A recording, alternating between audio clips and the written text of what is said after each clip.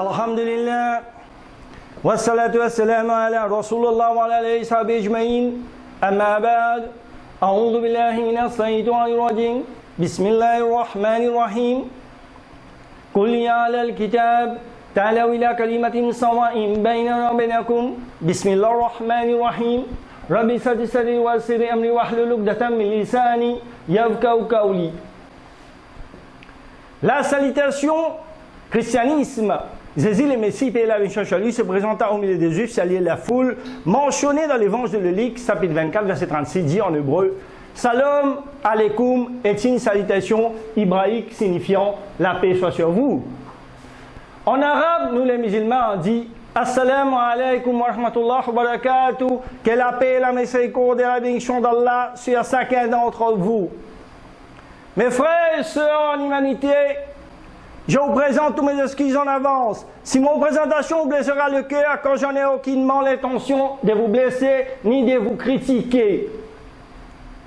Je vous présente aujourd'hui une étude de recherche entre la Bible et le Coran où se trouve la vérité. Car Jésus lui a dit dans l'évangile de Jean chapitre 8 verset 32, cherchez la vérité et la vérité vous affranchira. Donc, j'ai obéi à la parole de Jésus et la bénédiction sur lui. Allons analyser, comparer, partager ensemble la Bible et le Coran. Alors, comment pouvons-nous parler des religions ensemble? La Bible nous montre les chemins, les livres d'Isaïe, chapitre 1, verset 18. Dieu dit, le verset suivant, Dieu dit, venez discutons-nous ensemble. Allah subhanahu wa ta'ala nous en donne dans le Coran, surah Imran, chapitre 3, verset 64. Le verset suivant, Qul ya ahlal kitab ta'alaw ila kalimatin sawa'in baynana wa baynakum. Dis aux gens du livre, venez à une parole commune entre nous et vous. La Bible et le Coran, comparaison, auteurs à la Bible. Premier exemple. La Bible a plus de 40 auteurs différents, beaucoup sont inconnus et d'autres qui ont été supprimés. En complet, plusieurs évangiles entre 30 à 80. Vers 380, Saint-Jérôme écrit une lettre au pape Damas pour se plaindre des erreurs et des falsifications. Dans l'évangile, le pape Damas les chargé de réviser les textes et d'écrire la Vulgate. Les 4 auteurs d'évangélistes, Luc, Marc, Matthieu et Jean, n'ont jamais rencontré les prophètes Jésus et la bénédiction sur lui. Les premiers empereurs chrétiens, Constantine, l'entouré des évêques conciliaires, les vers 1325, concile de Nice, qui fait en sélectionner parmi 73 l'évangile. Selon les livres des Proverbes, chapitre 30, verset 5, parole de Dieu. Toute parole de Dieu est éprouvée. La parole de Dieu se contredit lui-même dans le livre de Jérémie, chapitre 8, verset 8. Comment pouvez-vous dire nous sommes sages, la loi de l'Éternel est avec nous? C'est bien en vain que s'est mise à l'œuvre l'appliement changé à des scribes. Également dans les livres d'Énos, chapitre 98, verset 15. Malheur à vous qui écrivez des paroles mensongères, des paroles fallacieuses, car il écrivant les mensonges, vous vous égarez vous-même. La Bible catholique est inspirée par les gens selon l'évangile de Luc, chapitre 1, verset 2. Nous affirme, conformément à ce que nous ont transmis, ceux qui ont été dès le commencement témoins oculaires et ministres de la parole. Verset 3, il m'a paru bon à moi aussi, qui de longue date est tout suivi avec soin d'en écrire pour toi les récits suivis nos Théophile. Le mot Bible lui-même ne se trouve pas dans la Bible. La Bible a été créée à partir du mot grec Biblia, ou livre diminutif de Biblos, qui signifie en papyrus ou papier. La Bible est une collection de 73 livres. Les Juifs et les chrétiens ne peuvent apporter une seule feuille d'une quelconque Bible qui daterait avant le 10e siècle notre heure. La Torah qui est présente de nos jours, la meilleure preuve est le passage de la mort de Moïse, paix et la bénédiction sur lui. Dans le livre de Deutéronome, chapitre 34, versets 5, 6, 7, qu'il n'a pas pu écrire lui-même. L'hérédite chrétienne est la plutôt-dominance soutenue par 50 dénominations, des coopérations différentes. Disant-il de la Bible, la lettre en rouge, on pense que Jésus sur lui a dit cela. Mais nous ne sommes pas sûrs, entre parenthèses, s'il s'agit d'une supposition historique. La Bible, c'est 75% de récits, 15% poésie érotique et 10% texte doctrine. Jésus sur lui n'a rien écrit lui-même. Il n'a jamais entendu parler les mots Bible tout au long de sa vie. Le titre de la Bible n'est pas divin. Le Coran n'a qu'un seul auteur, Allah subhanahu wa ta'ala, les sages, transmis direct à Mohammed, paix et la mission sur lui, par l'intermédiaire de l'ange Gabriel, paix et la mission sur lui, dans la dialecte en langue des Qurayshi. Allah subhanahu wa ta'ala la confirme dans la sourate Ibrahim, chapitre 14, verset 4, et Bukhari, volume 6, hadith 4991, et Bukhari, volume 6, hadith 4992, et Bukhari, volume 3, hadith 2419.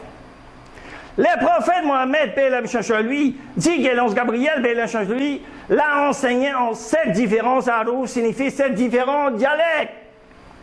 Donc, le prophète Mohammed, paix et la mission sur lui, a mémorisé le Coran. Allah subhanahu wa ta'ala le confirme de la sourate Al-Qiyamah, chapitre 75, verset 16 à 19. Dieu dit, ne remis pas ta langue pour hâter sa récitation. Son rassemblement dans ton cœur et sa fixation dans ta mémoire nous incombe ainsi que de la façon de réciter. Quand donc nous les récitons, suit sa récitation à nous ensuite, incomblera son explication.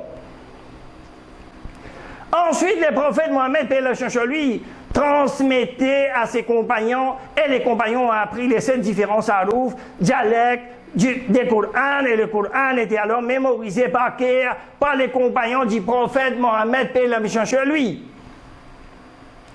Ensuite, le prophète Mohammed, paix et la mission sur lui, a indiqué l'emplacement du passage dans sa sourate respective. Alors, il y inscrivait sur les supports disponibles, que ce soit les feuilles des palmiers, les pierres, plâtres, les pots, les feuillettes, les omoplates et les côtes. Puis l'écrit a été conservé dans les domiciles du prophète Mohammed, paix et la mission sur lui. Ainsi, à la fin de l'ère prophétique, le Coran n'était pas compilé dans un livre. Et au temps du prophète Mohammed, paix et la mission sur lui, le Coran était seulement mémorisé par cœur, par tous ses compagnons. Les premiers califes, Abu Bakr a compilé le Coran en forme de moussaf, livre, signifie livre. Bukhari, volume 6, hadith 4986, et Bukhari, volume 6, hadith 4987. Le Coran était compilé en présence de tous les compagnons du prophète Mohammed, paix et la mission sur lui, et aucun de ses compagnons n'a objecté à ces moussaf livres. Abu Bakr n'a pas fait diffuser sa copie à travers le monde. Bukhari, volume 6, hadith 4987. Alors, Osman, le 3e calife de l'islam, a demandé à voir les 7 différences moushaf, signifie livre, les Coran compilés par Abu Bakr. Puis il a compilé les 7 différences moushaf, livres, les Coran, il a distribué à travers le monde. Le 3e calife demande que les moushaf, livres, que les gens avaient noté des notes doivent absolument briller, mais il ne l'a pas brillé de l'origine copie d'Abu Bakr. Mais on a toujours les 7 différents haroufs où Allah subhanahu wa ta'ala est la source du Coran. Le Coran que nous avons aujourd'hui est resté intact pendant 14 siècles sans aucune modification. La révélation sur intermédiaire de l'ange Gabriel, paix et la mission sur lui, dans la sourate Baqara, chapitre 2, verset 286. Elle s'est faite de façon directe, sans intermédiaire, entre les prophètes Mohammed, paix et la mission sur lui, et Dieu. Également, la communication direct sans intermédiaire, comme diront la nuit de l'Ascension du prophète Mohammed, paix et salut sur lui, dans Fath al-Bari, chapitre 7, verset 19, et aussi dans la sourate Isra, chapitre 17, verset 1, affirmant l'Ascension du prophète Mohammed, paix et salut sur lui. Le Coran se présente avant tout lui-même comme un livre venant de Dieu. Dans la sourate Ar-Rahman, chapitre 55, verset 1 à 2, Ar-Rahman, allama al-Qur'an, le tout miséricordieux, il a enseigné le Coran. Également dans la sourate Jathiya, chapitre 45, verset 2, le verset suivant, Tanzilul kitabi min Allahi azizil hakim. La révélation du livre saint est d'Allah les puissants, les sages. Allah subhanahu wa ta'ala a promis de protéger le Coran. Dieu dit dans la sourate Al-Hijr, chapitre 15, verset 9, en vérité, c'est nous qui avons fait descendre le Coran et c'est nous qui en sommes gardiens.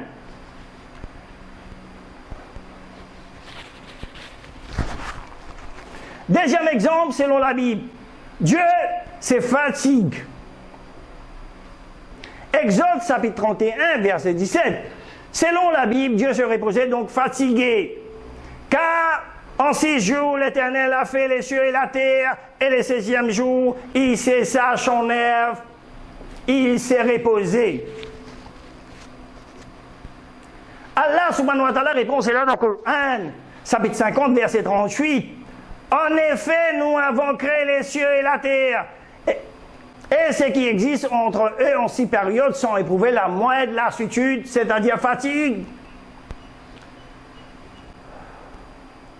Troisième exemple, selon la Bible, à la fois le soleil et la lune émettant leur propre lumière dans les livres de la Genèse, chapitre 1, verset 16. Dieu dit, Dieu fit les 2 grands luminaires, les plus grands pour commander les jours et les plus petits pour commander la nuit.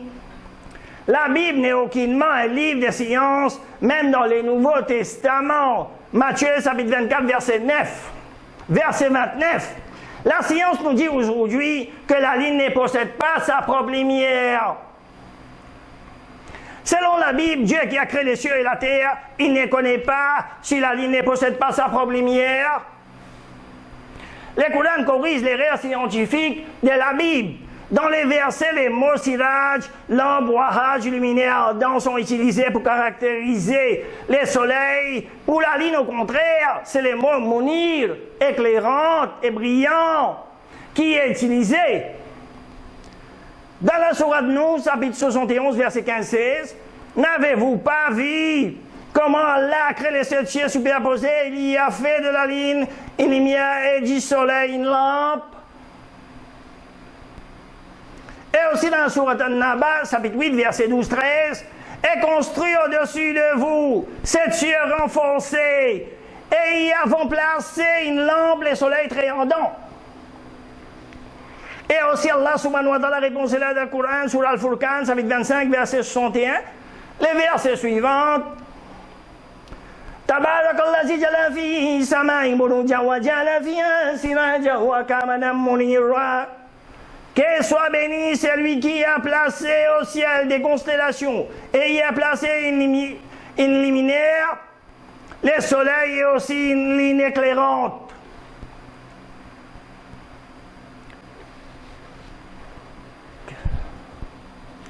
Quatrième exemple, selon la Bible qui gouverne la création. Dans le christianisme, ils sont 3, une famille composée d'un père, d'un fils engendré et d'un Saint-Esprit qui se promène parmi les humains. Allah subhanahu wa ta'ala répond cela dans le Coran. Surah Ikhlas, chapitre 12, versets 1 à 4. Kul huwallahu ahad, dit Allah n'est seulement. Allahu samad. Allah est l'éternel absolu. Lam yalid wa lam yulad, n'a jamais engendré, n'a pas été engendré non plus. Wa lam yakul lahu kufuwan ahad, et nul n'est égal à lui. Cinquième exemple. Qui est égal à Dieu selon la Bible? Dans le christianisme, les 3 sont égaux, les Pères, les Fils, le Saint-Esprit.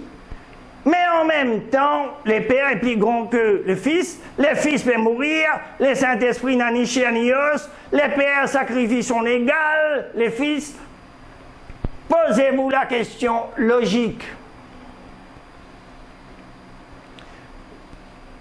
Le Coran répond cela dans la Sourate Ikhlas, chapitre 12, verset 4. Walam yakul lahu kufuwan ahad, et nul n'est égal à lui. Et aussi Allah subhanahu wa ta'ala répond cela dans le Coran sur la Baqarah, chapitre 2, verset 255. Allah point de divinité à part lui. Le vivant, c'est lui qui ne subsiste pas lui-même. Al-Qayyum.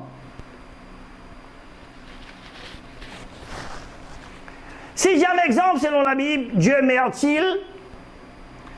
Pour les christianistes, Jésus, bien sûr, lui est Dieu, mais il meurt sur la croix, donc tué par ses créateurs, si on suit les raisonnements. Le Coran répond cela dans Sourate Furqan, chapitre 25, verset 58, et place la confiance en les vivants qui ne meurent jamais. Septième exemple, selon la Bible, le livre de Genèse, chapitre 1, verset 26. Puis Dieu dit, faisons l'homme à notre image, selon notre ressemblance. Allah subhanahu wa ta'ala répond cela dans le Coran, sur la Asura, chapitre 42, verset 11. Laïcha kamidli shay'un wa shami'ul bashir. Il n'y a rien qui lui ressemble. Et c'est lui l'audient et clairvoyant. Huitième exemple, selon la Bible, Dieu peut-il oublier? Le livre des Psaumes, chapitre 13, verset 2. Jusqu'à quand l'Éternel m'oublieras-tu sans cesse? Allah subhanahu wa ta'ala répond cela dans le Coran. Surah Taha, chapitre 20, verset 52. La yadillu rabbi wa la yansa. Le Seigneur n'est comme un rien ni oublie. Neuvième exemple selon la Bible. Dieu peut-il dormir?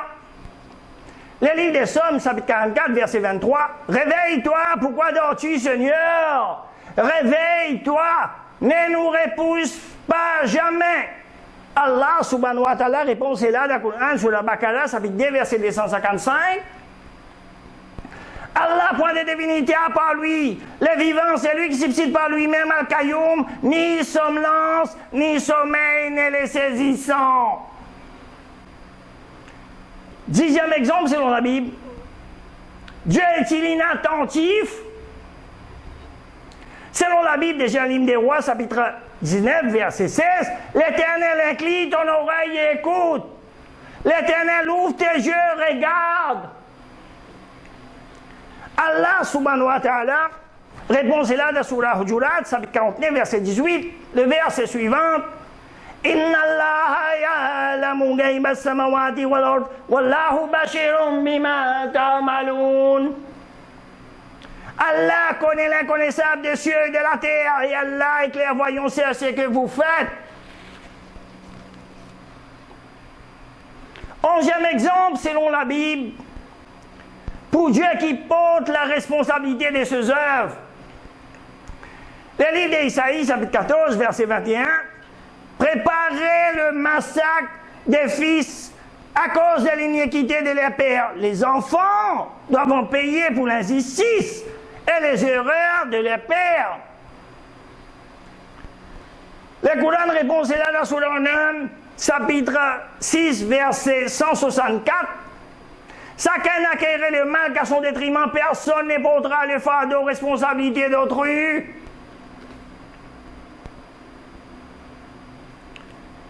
Douzième exemple selon la Bible. Dieu a une descendance. Le livre des Psaumes, chapitre 2, verset 7. Je publierai les degrés, l'Éternel m'a dit, tu es mon fils, je t'ai engendré aujourd'hui. Alors, pourquoi pas une fille? Posez-vous la question logique. Allah subhanahu wa ta'ala répond, c'est là dans le Coran. Surah Al-Mu'minun, chapitre 23, verset 91. Allah ne s'est point attribué d'enfant. Et il n'existe point de divinité avec lui, sinon chaque divinité s'en irait avec ce qu'elle a créé. Et certains seraient supérieurs aux autres. 13e exemple, selon la Bible, Dieu peut-il ordonner les blâmables? Le livre des Nombres, chapitre 31, verset 1, 29, Dieu ordonne à Moïse de massacrer hommes, femmes, d'enfants, de voler les biens, d'incendier les maisons et les enclos, faire un carnage des crimes de guerre, mais de garder les filles vierges pour les violer. Alors, la question logique doit se poser. Comment les soldats vont aller vérifier une parine en mettant leurs mains? Allah subhanahu wa ta'ala répond sur le Coran. Sur la Baqara, ça veut dire verset 84.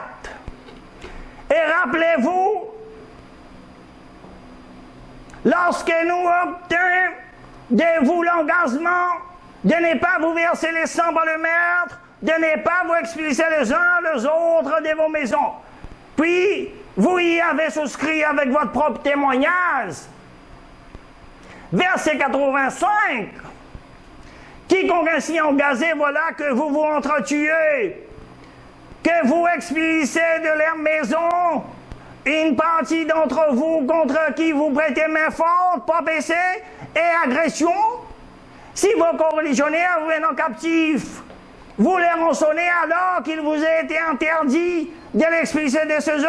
Croyez-vous donc qu'une partie du livre et rejetez-vous le reste? C'est d'entre vous qui, agissant de la sorte, ne méritant que l'ignominie dans cette vie-là, et au jour de la résurrection, ils seront refoulés au pli du sentiment. Et Allah n'est pas inattentif à ce que vous faites. Et aussi Allah subhanahu wa ta'ala répond cela dans le Coran sur la Maïda, chapitre 5, verset 32. Quiconque tue un être humain non convaincu de meurtre ou de séduction sur la terre est considéré comme le meurtrier de l'humanité tout entière. Quiconque sauve la vie d'un seul être humain est considéré comme ayant sauvé la vie de toute l'humanité entière. Et aussi Allah subhanahu wa ta'ala répond cela sur la Furqan, chapitre 25, verset 68. Qui n'invoquons pas d'autre Dieu avec Allah et ne tuons pas la vie qu'Allah a rendue sacrée. Donc la vie d'un être humain est sacrée. 14e exemple selon la Bible. Dieu peut-il tromper les gens? Le livre de Jérémie, chapitre 4, verset 10. Je dis à Seigneur éternel, tu as donc trompé ces peuples et Jérusalem en disant, vous aurez la paix, cependant l'épée menace leur vie. Allah subhanahu wa ta'ala répond sur le Coran, sur la Baqara, chapitre 2, verset 143. Et ce n'est pas Allah qui vous fera perdre la récompense de votre foi, car Dieu est certes compatissant et miséricordieux pour les hommes. 15e exemple selon la Bible. Sous quelles conditions Dieu pardonne-t-il? Dans le christianisme, il faut passer par les sacrifices d'un innocent. Jésus paie la méchance sur lui. Première épître aux Corinthiens, chapitre 15, verset 3. Jésus est mort pour nos péchés. Dans l'islam, Allah subhanahu wa ta'ala n'a besoin d'aucun sacrifice. Il pardonne à qui il veut si on se répand à lui sincèrement. Dans la sourate Az-Zumar, chapitre 39, verset 53, ne désespérez pas de la miséricorde d'Allah, car Allah pardonne tous les péchés. Oui, c'est lui le pardonneur, le très miséricordieux.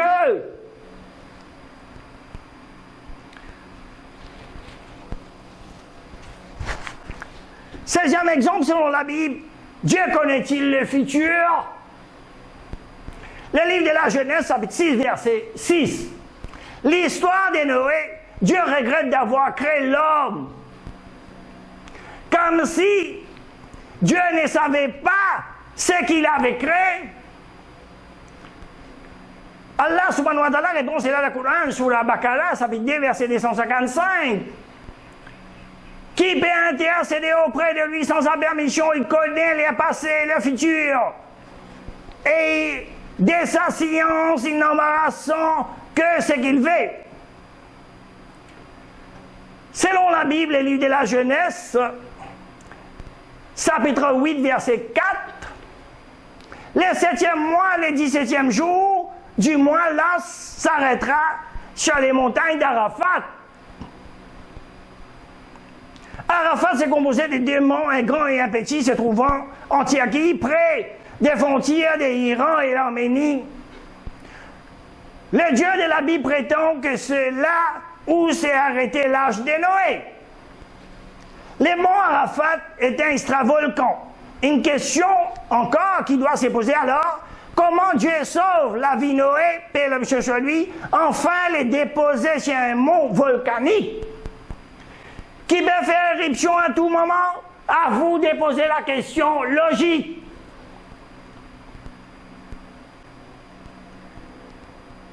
Quand le Coran répond cela dans Surah Hud, chapitre 11, verset 44, elle fit dire aux terres, absorbe ton eau, et toi, ciel, cesse de pleuvoir. L'eau baissera, l'autre fit exécuter. Et là s'installa chez les monts Judi. Et elle fit dire que disparaissant les hommes pervers. Selon Romviat, donc la fondation basée dans le Tennessee, Wiyad Archaeological Research et David Fassol ont fait remarquer que la Bible, le livre de la Genèse, affirme que l'âge de Noé reposait sur les montagnes de Arafat, non pas la montagne qui s'appuyait sur un deuxième livre des rois, chapitre 19, verset 37. L'armée américaine savait dans les années 1970 que l'âge de Noé n'était pas sur les monts d'Arafat. Sachant que le Coran était plus précis, l'âge s'installa sur les monts Judi, les pires encore, les Judi se trouvent aux frontières de ces royaumes d'Arafat. C'est Koudi, Da, n'est autre que les monts Koudi, ou les Koudi selon le Kurde, et il est bien relaté par le Coran, qui était plus précise que la Bible. Et aussi Allah subhanahu wa ta'ala répond à la Coran, dans la sourate Al-Fusilat, chapitre 41, verset 53, les versets suivants. سنريهم آياتنا في آفاق وفي أنفسهم حتى يتبين لهم أنه الحق ولم يوفي بربك أنه على كل شيء شهيد. Et nous les montrerons aussi dans l'univers et en eux-mêmes jusqu'à ce qu'il leur devienne évident que cela le Coran. La vérité ne suffit-il pas que ton Seigneur soit témoin de toutes choses? 17e exemple selon la Bible. Dieu, combien a-t-il d'attributs? À part Dieu, l'Éternel, Saint-Esprit, Jésus, Dieu Père, Fils et le Saint-Esprit. Et premier livre de Jean, chapitre 5, verset 7, la Trinité. Allah subhanahu wa ta'ala répond dans le Coran sur Al-Araf, chapitre 7, verset 180, les versets suivants. وَلِلَّهِ أَسْمَاءُ الْحُسْنَى فَادْعُوهُ بِهَا وَالدَّارُ الَّذِينَ يُلْحِدُونَ فِي أَسْمَائِهِ سَيُجْزَوْنَ مَا كَانُوا يَعْمَلُونَ. C'est Allah qui appartient les plus beaux noms. Invoquez-les par ces noms et laissez ceux qui profanent ces noms. Et ils seront rétribués pour ce qu'ils ont fait. 18e exemple selon la Bible, Dieu dit à la femme, tu as écarté les jambes. Le livre d'Ézéchiel, chapitre 7, verset 25, en version hébreu, s'énonce ainsi, Watapasa ki raglaim. Tu as écarté les jambes. Raglaim qui est les pieds, et raglaim et la jambe. A été supprimé, même dans la version française, les mots a été supprimé. Le livre d'Ézéchiel, chapitre 7, verset 25, version King James, tu as construit ton ollier à toute tête du chemin, et tu as voyé ta beauté, tu as ouvert tes pieds à tous ceux qui passeront et multiplié tes prostitutions. Version catholique en anglais, le livre d'Ézéchiel, chapitre 16, verset 25, À l'entrée à sa cruelle, vous a fait de vous un endroit où vous dévorons votre beauté et vous ouvrez vos jambes à tous les vénis dans l'innombrable d'actes de fornication. Mais la version catholique en français, les mots pieds et jambes a été supprimé. New International Version, le livre d'Ézéchiel, chapitre 7, verset 25, à chaque coin de rue, vous avez construit vos sanctuaires et vous avez dégradé votre beauté. Vous étalant les jambes avec promiscuité croissante à tous ceux qui passaient. Les experts de la Bible ayant démentionné les jambes, ils ont supprimé les mots et rajouté les pieds. Maintenant, on voit complètement les mots ont été supprimés dans la Bible, dans la version française, mais dans la Bible catholique, version anglaise, les mots « ouvrez vos jambes » est toujours présent. Dans la version française, Louis II, 17e édition 2015, du texte biblique seconde 21, les mots « tu as écarté les jambes » est toujours présent. Un Dieu qui parle de façon vulgaire dans la Bible dit à la femme, tu as écarté les jambes. Est-ce que Dieu peut-il dicter d'actions honteuses? Et qui supprime les mots et remplace les mots? À vous de poser la question logique. Allah subhanahu wa ta'ala répond cela dans le Coran. Surah Al-Araf, chapitre 7, verset 28, les versets suivants. Dis-le, Dieu n'en donne jamais de commettre des actions honteuses. Quand le Coran vous répond à cela dans la sourate Baqarah, chapitre 2, verset 79, malheur donc à ceux qui, de leurs propres mains, composent un livre, puis les présentant comme venant d'Allah, pour en tirer un vil profit, malheur à eux. Donc, à cause de ce que leurs mains ont écrit, et malheur à eux à cause de ce qu'ils ont profitant.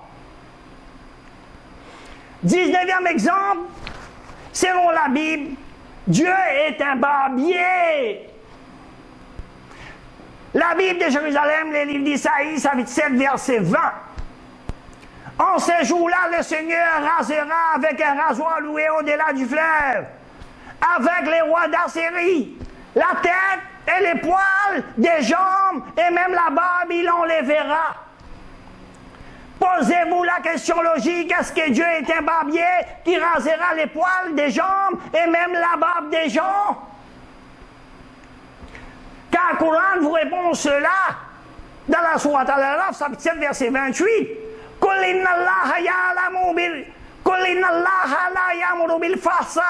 Dieu n'en donne jamais de commettre des actions honteuses. 20e exemple, selon la Bible, le livre du prophète Osée, chapitre 3, verset 1. L'Éternel me dit, va encore et aime une femme. Aime une femme, aimée d'un amant, et adultère-la comme l'Éternel aime les enfants d'Israël. Comment Dieu peut-il ordonner des actions honteuses à ses prophètes de commettre des adultères? Posez-vous la question logique. Encore une fois, selon la Bible, Dieu ordonne d'aller coucher avec la femme car son mari est parti en voyage la nuit. Le livre des Proverbes, chapitre 7, versets 18 et 19, viens, glissons-nous d'amour jusqu'au matin, livrons-nous au déluge de la volupté, car mon mari n'est pas à la maison, il est parti pour un lointain voyage. Le Coran répond cela dans Surah Isra, chapitre 17, verset 32. Et n'approchez point la fornication, en vérité c'est une habitude, et quel mauvais chemin! 21e exemple, selon la Bible, le livre des Malachie, chapitre 2, verset 3, Dieu dit, voici, je détruirai vos semences, et je vous jetterai d'excréments au visage, l'excrément des victimes que vous sacrifiez, et on vous emportera avec eux. Est-ce que Dieu jettera l'excrément frais qui sort de l'homme au visage des gens? Comment fera-t-il frotter avec sa main? Le livre d'Ézéchiel, chapitre 4, verset 12, Bible catholique. Tu mangeras cela sous la forme des galettes d'os, et tu feras cuire sous leurs yeux avec d'excréments d'hommes. Et comment Dieu peut ordonner à ses prophètes de manger l'excrément frais qui sort de l'homme, de cuire sous la forme des galettes? À Dieu, il ne suffit pas de cliquer les doigts et de dire qu'une fayakun soit. Et elle et la nourriture sera présente. Dieu ne va pas ordonner à ses prophètes de manger la merde qui sort de l'homme. Je dirais ce qui peut paraître dégoûtant et Dieu impuissant. Posez-vous la question logique. Également, le livre d'Isaïe, chapitre 36, verset 12. Rabsaké répondit, est-ce à ton maître et à toi que mon maître m'a envoyé dire ces paroles? N'est-ce pas ces hommes assis sur la muraille pour manger les excréments et boire les urines avec vous? Avez-vous déjà entendu un livre dit sacré où Dieu ordonne des gens de manger les excréments et boire les urines? Posez-vous la question logique. Quand le Coran répond, c'est là dans la sourate Al-Araf, chapitre 7, verset 28. Dieu n'ordonne jamais de commettre des actions honteuses.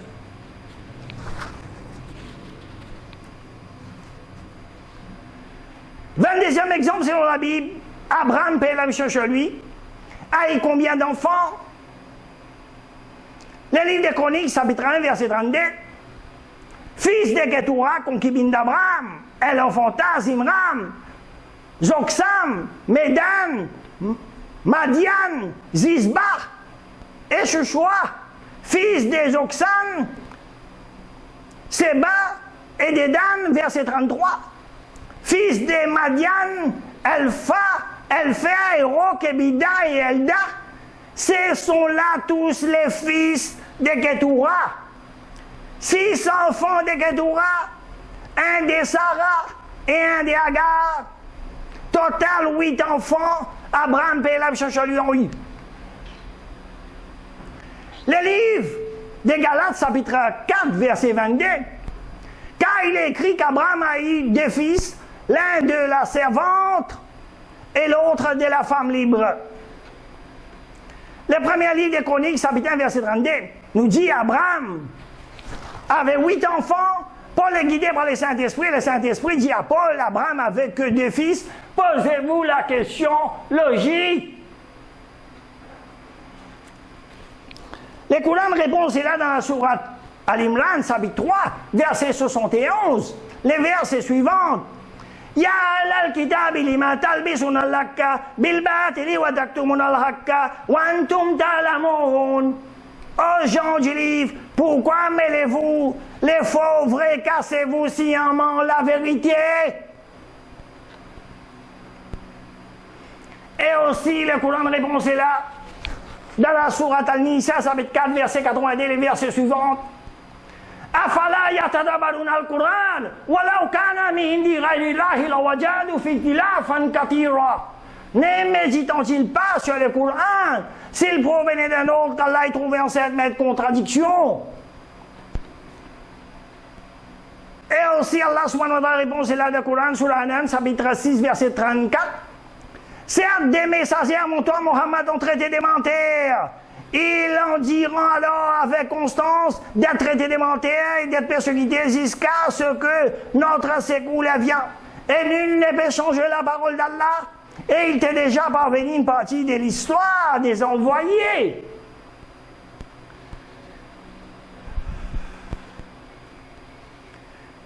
Deuxième exemple selon la Bible, Michal a eu d'enfant ou non?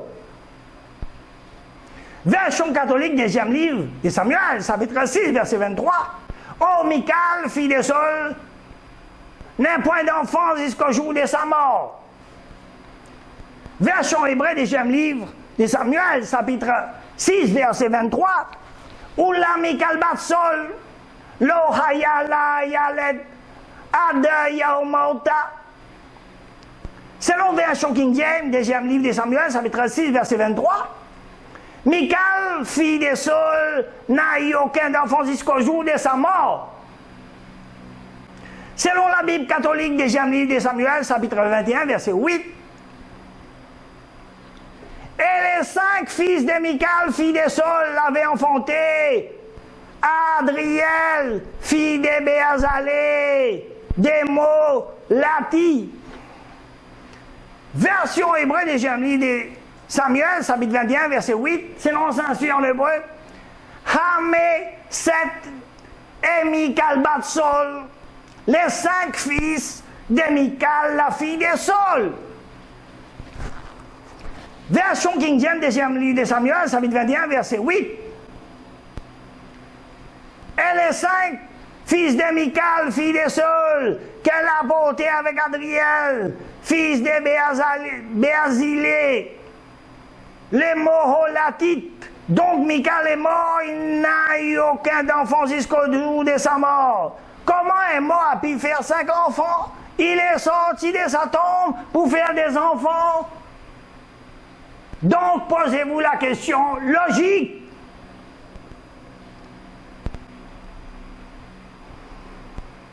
Quand Coran répond cela dans la sourate An-Nisa, chapitre 4, verset 82, les versets suivants. Afala yatadabbaruna al-Quran, walau kana min indi ghayri Allahi lawajadu fi ikhtilafan kathira. Ne méditent-ils pas sur le Coran? S'il provenait d'un autre qu'Allah y trouvait en cette même contradiction. 24e exemple selon la Bible, le livre de la Genèse, chapitre 1, verset 27. L'homme et la femme sont créés au même moment. Le livre de la Genèse, chapitre 2, verset 7, 21-22. L'homme est créé d'abord, la femme plus tard. Selon les dieux de la Bible, Dieu ne sait-il pas qui est vraiment créé la première? Posez-vous la question logique. Le livre de la Genèse, chapitre 2, verset 17. Adam mourant s'il mangea du fruit défendu. Le livre de la Genèse, chapitre 5, verset 5. Adam vécut 930 ans. Dieu dit à Adam, paix et l'homme cherche lui, mourant s'il mangea du fruit défendu. Puis Dieu dit, il a vécu 930 ans. Selon le Dieu de la Bible, il ne connaît pas le futur.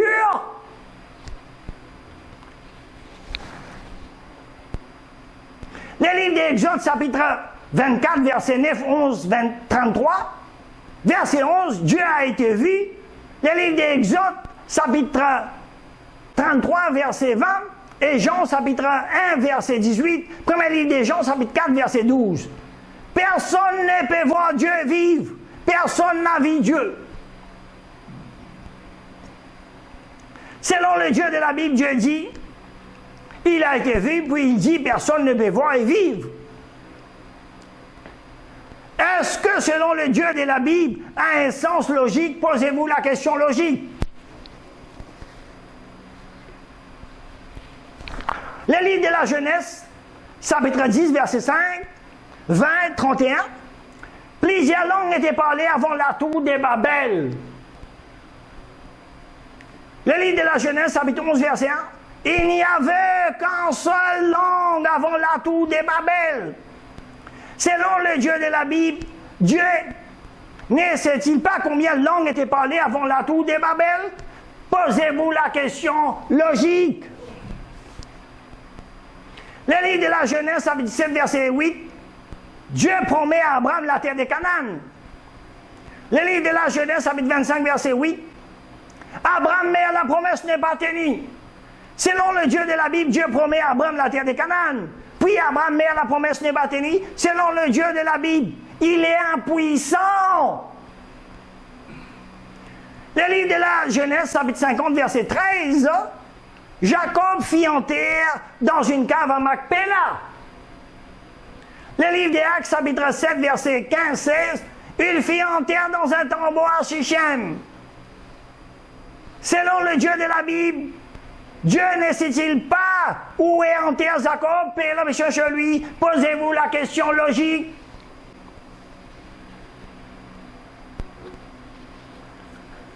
Le livre d'Exode, chapitre 3, verset 1, Jéthro est le beau-père de Moïse. Le livre des Nombres, chapitre 10, verset 29, Égide, chapitre 4, verset 11, Hobab est le beau-père de Moïse. Selon le Dieu de la Bible, Dieu ne sait-il pas qui est le beau-père de Moïse? Père l'homme cherche lui. Posez-vous la question logique.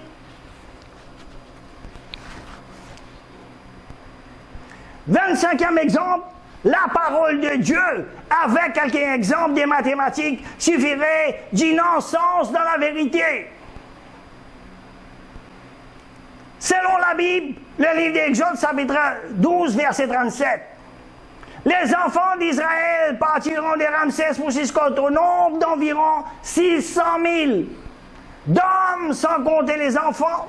Et dans le livre des Nombres, chapitre 1, verset 46, le nombre d'hommes est de plus de 600, 3550. Et dans le premier livre des Rois, chapitre 20, verset 15, le nombre total d'Israélites est plus tard de 7000. L'épreuve mathématique très difficile selon le Dieu de la Bible. Déjà, livre de Samuel, chapitre 24, verset 9, Joab remit au roi le rôle du dénombrement du peuple. Il y avait en Israël 800 000 hommes de guerre tirant l'épée, et en Juda 500 000 hommes. Premier livre des Chroniques, chapitre 21, verset 5, Joab remit à David le rôle du dénombrement du peuple. Il y avait en tout Israël 100 000 hommes tirant l'épée. Et en Juda, 470 000 hommes tirant l'épée. Combien des hommes des combats ont été trouvés en Israël? 800 000, deuxième livre de Samuel, chapitre 24, verset 9, ou 100 000 d'hommes dans la première chronique, chapitre 21, verset 5. Combien d'hommes des combats ont été trouvés en Juda? 500 000, deuxième livre de Samuel, chapitre 24, verset 9, ou 470 000 dans la première chronique, chapitre 21, verset 5.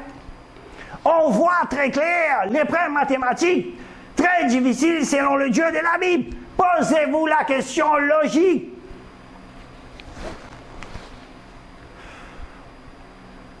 Combien de stalles pour Sévo, Salomon, Père l'homme Chancholi possédait-il?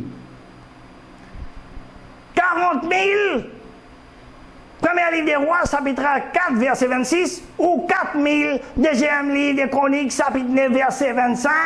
L'épreuve mathématique très difficile, selon le Dieu de la Bible, posez-vous la question logique.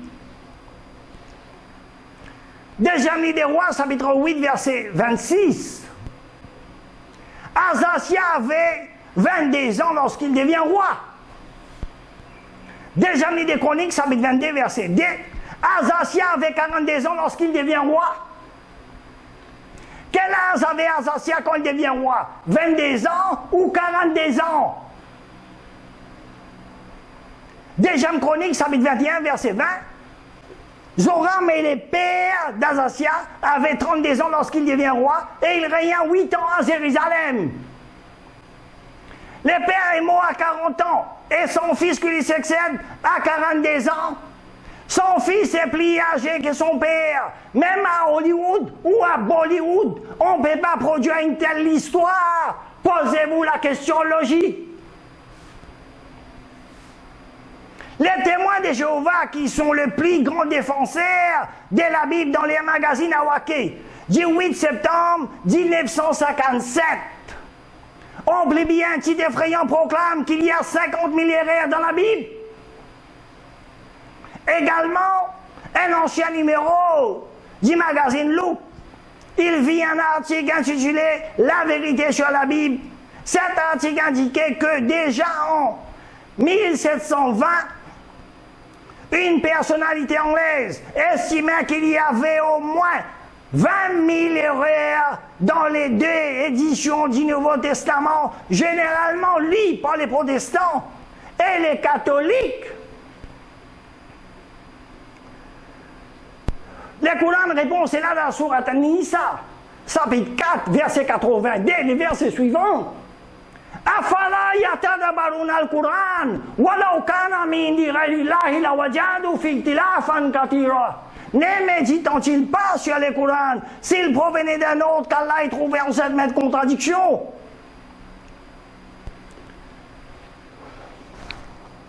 « 26e exemple selon la Bible, le livre d'Exode, chapitre 20, verset 4.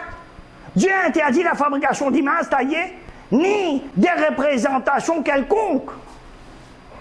Le livre d'Exode, chapitre 25, verset 18. Dieu ordonne la fabrication d'images taillées. Selon le Dieu de la Bible, Dieu n'a aucun sens de logique. Posez-vous la question logique. 27e exemple, selon la Bible, le livre d'Exode, chapitre 20, verset 5, et chapitre 34, verset 7. Les enfants payant pour les péchés de leurs parents. Le livre d'Ézéchiel, chapitre 18, verset 20, et Deutéronome, chapitre 24, verset 16. Les enfants ne paieront pas pour les péchés de leurs parents. Selon le Dieu de la Bible, Dieu n'a aucun sens de logique. Posez-vous la question logique. 28e exemple selon la Bible. Premier livre de Samuel, chapitre 7, verset 50. David tue Goliath avec une fronde et une pierre. Le livre de Samuel, chapitre 7, verset 51. David tue Goliath encore avec une épée. Selon le Dieu de la Bible, Dieu ne sait-il pas avec quoi David a tué Goliath? Posez-vous la question logique. 29e exemple, selon la Bible, premier livre des Chroniques, chapitre 10, verset 13-14. Saul meurt parce qu'il n'a pas consulté Dieu. Le premier livre de Samuel, chapitre 31, verset 4 à 6. Saul meurt après être jeté sur son épée. Deuxième livre de Samuel, chapitre 21, verset 12. Saul a été tué par les Philistins à Gilboa. Dieu ne sait-il pas comment Saul est mort? Posez-vous la question logique.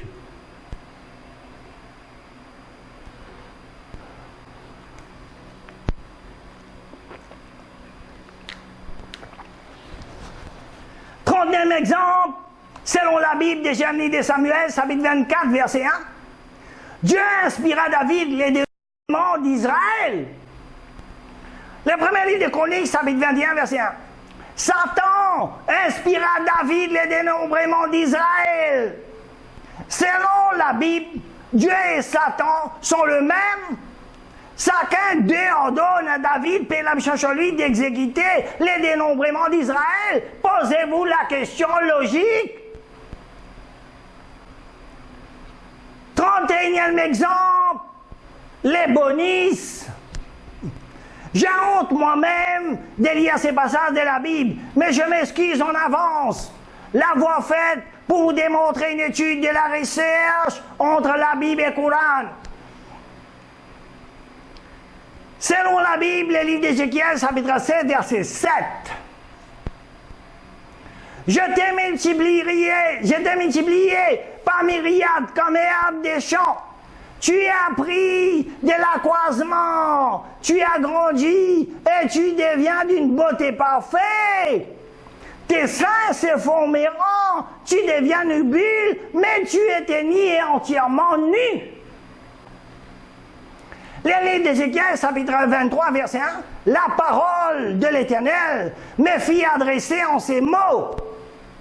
Verset 2, fils de l'homme, il y avait deux femmes, filles d'une même mère. Verset 3, elles se sont prostituées en Égypte. Elles se sont prostituées dans leur jeunesse. Là, leurs mamelles ont été pressées. Là, leur sein virginal a été touché. L'aînée s'appelait Ohola et sa sœur Oholiba, elle était en moi. Cantique des Cantiques, chapitre 1, verset 2, qu'il me baisse des baisers de sa bouche, car ton amour vaut mieux que le vin. Verset 3, tes parfums ont une odeur suave, ton nom est un parfum qui se répand, c'est pourquoi les jeunes filles t'aiment. Cantique des Cantiques, chapitre 1, verset 13, mon bien-aimé, pour moi, un bouquet de myrrhe qui repose entre mes seins et la louange du lit sur lequel il y avait les sexes. Cantique des Cantiques, chapitre 1, verset 16. Que tu es beau, mon bien-aimé, que tu es aimable, notre lit, c'est la verdure. Cantique des Cantiques, chapitre 4, verset 3.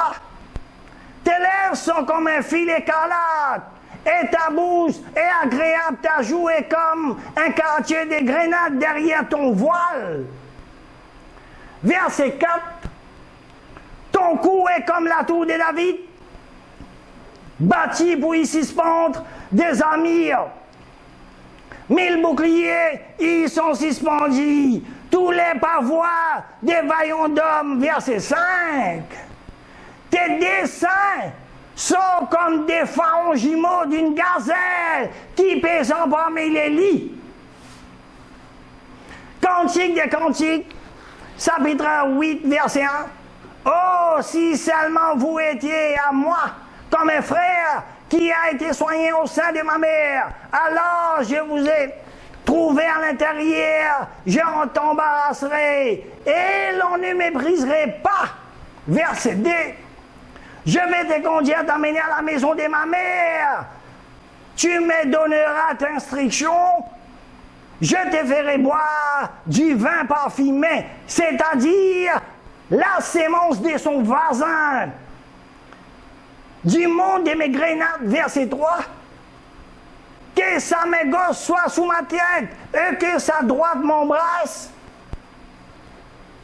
Le livre des Proverbes, chapitre 5, verset 19.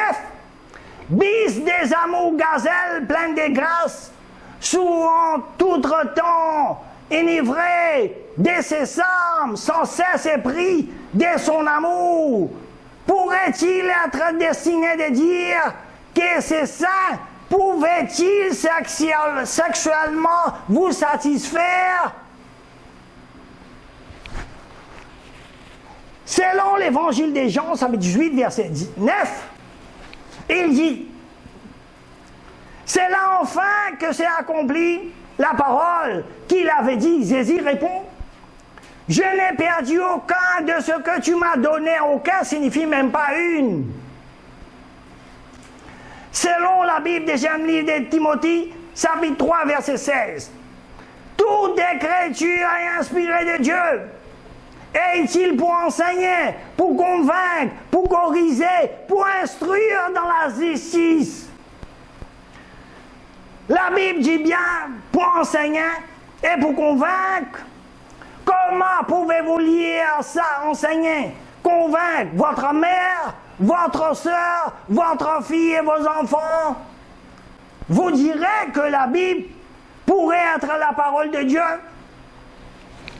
Je ne crois pas qu'elle soit appropriée pour un gamin de moins de 15 ans à lire ceci dans la Bible. Aussi, je ne crois pas qu'il soit approprié à avoir une telle sexualité ouverte dans un lit divin. En tout cas, posez-vous la question logique.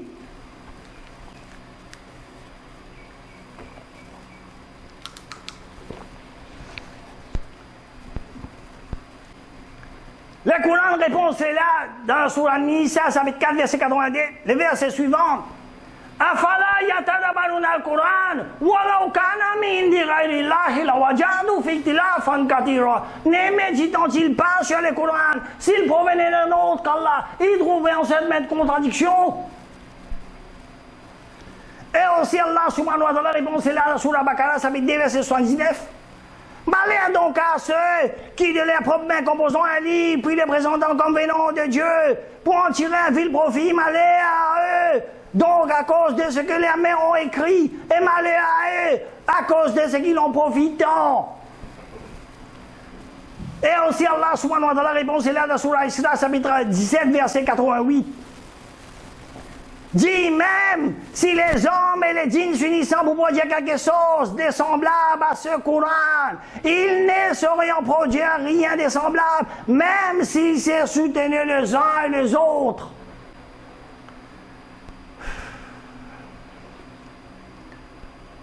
Deuxième exemple, les bonus encore. Jésus, bien avait cherché lui, il promet un miracle à la génération à laquelle il avait affaire. Selon la Bible, le livre de Matthieu, chapitre 12, versets 39 à 40. Jésus, bien cherché lui, il répondit, une génération méchante et adultère demande un miracle. Il ne lui sera donné d'autre miracle que celui du prophète Jonas. Car de même que Jonas fit 3 jours et 3 nuits dans les ventres d'un grand poisson, de même que le Fils des hommes sera 3 jours et 3 nuits dans les seins de la terre. Nous voyons très bien qu'il promet de disparaître 3 jours et 3 nuits dans la terre, de même que Jonas, mais l'enchevêtré avait disparu 3 jours et 3 nuits dans les ventres d'un grand poisson. Oh, temporellement, cette promesse n'a pas été tenue par les Égyptes et la cherche lui a été mis dans les tombeaux, les sabbats, c'est-à-dire vendredi soir, comme les confirme Luc, chapitre 23, verset 54. C'était les jours de la préparation et les sabbats allaient commencer. Et quand les tombeaux est-il apparu vides aux gens, vendredi soir à samedi matin, une nuit, samedi matin et samedi soir, une journée, samedi soir, dimanche matin, une nuit partielle, car il faisait encore obscur, selon Jean chapitre 20 verset 1. Chapitre 20 verset 1. Ce qui nous fait une journée et des nuits. Non pas 3 jours et 3 nuits, donc encore une promesse ratée selon évangélique. Selon les chrétiens, Jésus et lui a fini pendu au bois. Paul les confirme également dans le livre des Galates, chapitre 3, verset 13. Christ nous a rachetés de la malédiction de la loi, étant devenu malédiction pour nous quand il est écrit « Maudit quiconque est pendu au bois ». Donc, nous savons que selon le livre de Deutéronome, qu'un faux prophète est destiné à être mis à mort. Et nous savons, d'après le livre de Deutéronome, qu'un homme dit des morts, par exemple un faux prophète. Donc, doit être pendu au bois. Il est assez remarquable et paradoxal de noter que Paul a utilisé les versets de la Torah concernant ceux qui sont dignes de se faire exécuter les criminels. Le livre de Deutéronome, chapitre 21, verset 22.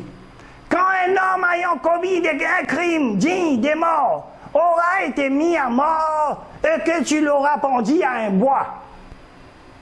Verset 23, son cadavre ne passera pas la nuit sur les bois, tu ne manqueras pas de l'enterrer les jours même, car un pendu est malédiction de Dieu, et tu ne souilleras pas ton pays que l'Éternel ton Dieu te donne en héritage. Donc, quiconque est pendu au bois est donc maudit par Dieu, comme précisé par les versets précédents. Jésus, la mission sur lui, il promet un miracle à la génération à laquelle il avait affaire. Selon la Bible, le livre de Matthieu, chapitre 12, versets 39 et 40, Jésus, la mission sur lui, dit qu'il n'allait pas mourir. Il ne lui sera donné d'autre miracle que celui du prophète Jonas.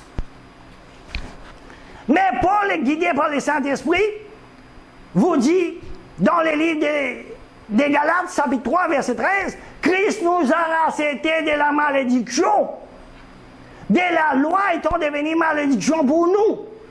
Car il est écrit maudit et quiconque est pendu au bois. Pourquoi Paul dit que le Christ paie la méchanceté est devenu malédiction pour nous? Car Coran répond cela dans la sourate An-Nisa, chapitre 4, verset 157. Les versets suivants, Dieu dit, Wama katalahu wama salabahu. Oh, il ne l'ont ni tué ni crucifié. Wama katalahu yakinan. Ils ne l'ont certainement pas tué. Barrafahullahu ilayhi. Mais Allah subhanahu wa ta'ala l'a élevé vers lui. Les anges viennent le prendre, avec lui ne voulait pas mourir, il priait Dieu, et sa sueur devient comme des gouttes d'eau, des sangs qui tombaient sur son visage. Les anges viennent le prendre avec lui, signifie qu'il n'allait pas mourir. Qui dit cela? Jésus ben lui, dans les livres de Matthieu, chapitre 7, verset 7 à 10, verset 7. Demandez, on vous donnera. Cherchez, vous trouverez. Frappez, on vous ouvrira. Verset 8. En effet, quiconque demande reçoit. Qui cherche trouve. À qui frappe, on ouvrira. Verset 9. Ou encore, lesquels d'entre vous donnera une pierre à son fils qu'on lui demande 10 pains. Verset 10.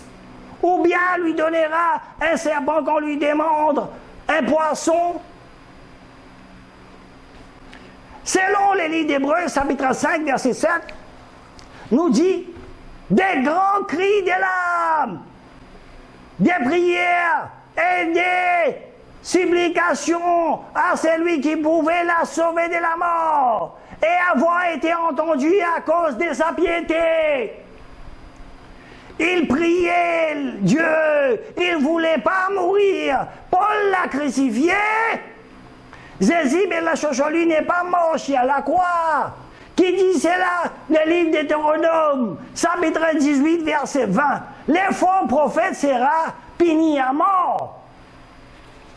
Et vous-même, vous prétendez Jésus est mort à la croix. S'il est mort, est un faux prophète. Astaghfirullah. Qui dit la vérité? Jésus ou Paul? L'un d'eux qui ment. Jésus, bien lui dit, il ne va pas mourir, Dieu l'a sauvé de la mort. Paul dit, il est mort pour votre péché. Posez-vous la question logique.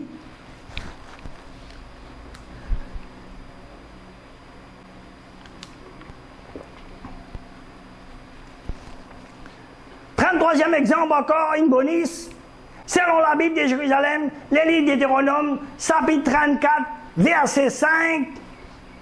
C'est là que Moïse, serviteur de Yahvé, en terre de Moab, selon l'ordre de Yahvé, verset 6, il enterra dans la vallée au pays de Moab, vis-à-vis de Beth-Péor, jusqu'au jour où il n'a connu son tombeau. Verset 7, Moïse avait 120 ans quand il mourut. Son œil n'était pas éteint ni sa vigueur épuisée. Dieu donne à Moïse des tablettes de pierre sur lesquelles étaient écrits les 10 commandements. Selon le livre d'Exode, chapitre 34, verset 1, Dieu dit à Moïse de tailler des tablettes de pierre. Dieu écrit les paroles présentes sur les premières, les 10 commandements. Les paroles indiquées en Exode 34 et 27 que Moïse doit écrire sur l'ordre de Dieu. Alors où ont-ils passé la tablette de Moïse? Paix la méchant chez lui. Si Moïse avait réussi la Torah, comment Moïse, paix la méchant chez lui, pouvait écrire sa propre mort et dans quelle vallée il était enterré? Et Moïse avait 120 ans quand il est mort. Alors posez-vous la question logique. La Torah qui est présente de nos jours est la parole de Dieu ou non?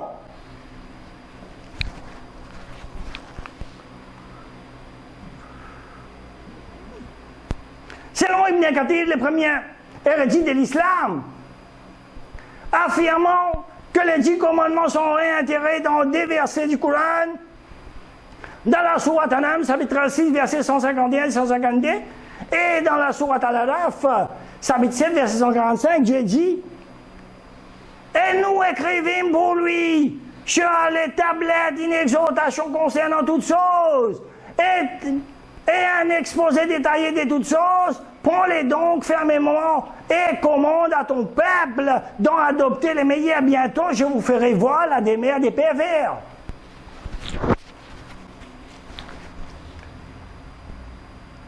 Et dans la sourate Youssouf, chapitre 12, verset 11, Dieu dit: dans les histoires se trouvent certaines leçons pour les gens doués d'intelligence et Coran. N'est point une histoire inventée, mais plutôt une confirmation de l'écriture qui existait avant lui, un exposé détaillé de toutes choses, un guide et une miséricorde pour les gens qui croient. Et aussi le Coran répond là dans la Surah Imran, chapitre 3, verset 71, les versets suivants. Ya ahlal kitab lima talbisuna al-haqqa bil batili wa taktumuna al-haqqa wa antum ta'lamun. Ô gens du livre, pourquoi mêlez-vous les faux vrais, cassez-vous sciemment la vérité? Et aussi le Coran répond là dans la Sourate Al-Maïda, chapitre 5, verset 41. Les Juifs déformant les sens des mots de la Torah, une fois bien établis. Et aussi Allah subhanahu wa ta'ala répond là dans le Coran, sur la Nisa, chapitre 4, verset 82, les versets suivants. Afala yatadabbaruna al-Quran, walau kana min indi ghayri Allahi lawajadu fi ikhtilafan kathira. Ne méditant-il pas sur le Coran, s'il provenait d'un autre qu'Allah y trouvait en scène de contradiction?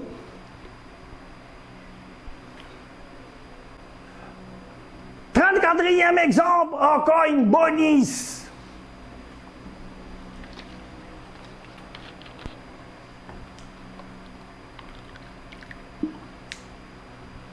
Selon les hérétiques chrétiens de la plutodéminance soutenue par 50 dénominations de coopérations différentes, disant-ils dans la Bible nulle part écrit Mohammed et Ahmad, paix la sur lui. Allons analyser la Bible en version hébreu. Selon la Bible de Jérusalem, les livres des Cantiques, chapitre 5, verset 16, s'énonce ainsi en hébreu: Hi komamta kim vekolo Mohammadin zardodi vezerai baino et Jérusalem. La traduction française, son balai n'est que douceur, toute sa personne est en pleine de charme. Tel est mon bien-aimé, tel est mon ami, fille de Jérusalem. La falsification dans la Bible, un mot, donc les sons et même que son nom comprend assez facilement, qu'il manque un prénom. Dans le verset 16, dans tous ces cas, il s'agit bien des qualificatifs. Mohammadim a été changé en délice ou douceur. Il a également changé les haons pour accentuer la ressemblance avec Mohammed, paix la mission chez lui. Le hymne, un pluriel de respect en hébreu, donc Mohammadim est un pluriel de respect en hébreu. Les lettres finales hymne sont un pluriel de respect, de majesté, de grandeur pour les prophètes de Dieu, tout comme dans les mots Elohim. Quelques versets précédents, Cantique des Cantiques, chapitre 5, verset 10, dit: Mon bien-aimé blanc, écrit prémineux au-dessous de 10 000. Moïse, paix la chez lui, avant sa mort. Il a prédit dans le livre de Deutéronome, chapitre 33, verset 2, il dit: L'Éternel est venu de Sinaï, il s'est levé pour eux des cieux, il a resplendi de la montagne Pharaon, il est sorti d'entre les 10 milliers des saints. La même prophétie est faite dans le livre de Jude, chapitre 1, versets 14 et 15. C'est aussi pour Ekenos, le 7e depuis Adam, a prophétisé en ces termes: Voici le Seigneur venu avec ses 5 myriades. Dans la version King James, les versets cités ainsi: Enos aussi, le 7e d'Adam, a prophétisé de celle-ci, disant: Voici, le Seigneur vient avec 10 000 de ses saints. Or, Jude était un contemporain. Jude était un contemporain et serviteur des Égyptes et la Chocholie. Dans Jude, chapitre 1, verset 1, si Jude cite cette prophétie, c'est qu'elle n'est pas encore réalisée, ni au temps d'Énos, ni au temps de Moïse, mais la Chocholie, ni au temps de Jude. Du premier au dernier livre de la Bible, la prophétie des 10 000 saints restera en suspens. Et personne ne l'a accompli avant le prophète Mohammed, paix et la sur lui.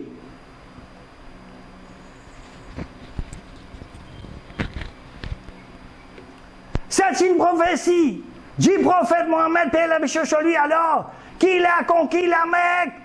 C'est un fait bien connu historiquement, documenté, que dans l'année 636, Mohammed, paix et la sur lui, est rentré à la Mecque en tant que chef d'une armée de 10 000 compagnons.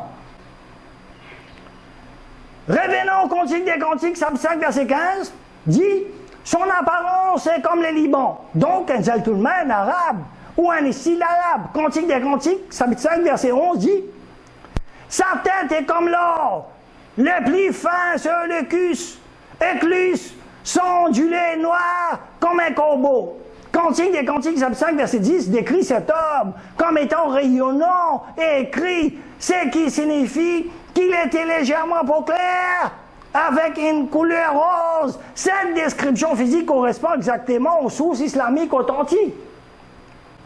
Sahih al-Bukhari, volume 4, livre 56, numéro 747, dit que Mohammed, paix et la sur lui, était légèrement peau claire, avec une couleur rose. Et le même CV qu'on le mentionne au Cantique des Cantiques, chapitre 5, verset 11, la prophétie du bien-aimé Mohammed, paix et la sur lui, est confirmée. Et le prénom Mohammed est présent dans les Cantiques des Cantiques, chapitre 5, verset 16.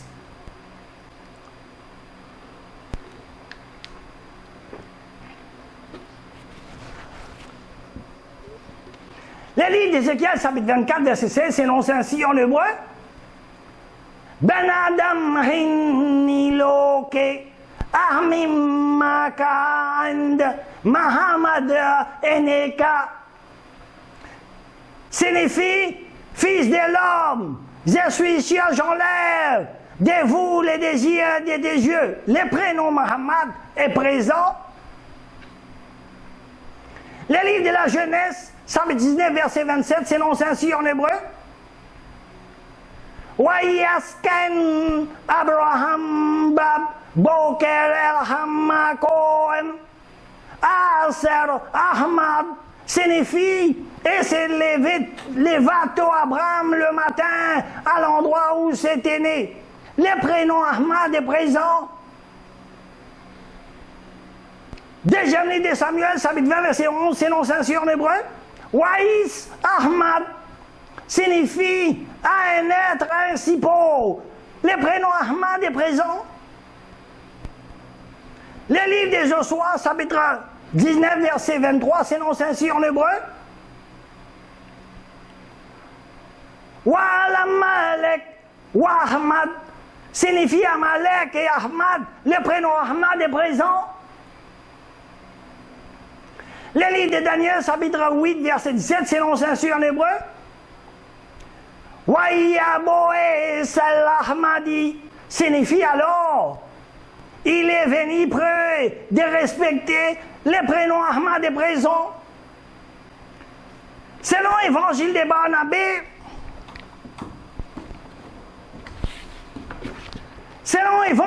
Barnabé, chapitre 39, chapitre 44, chapitre 55, chapitre 97, chapitre 112, chapitre 136, chapitre 163, nous affirme le nom Mohammed est bien mentionné dans l'évangile de Barnabé.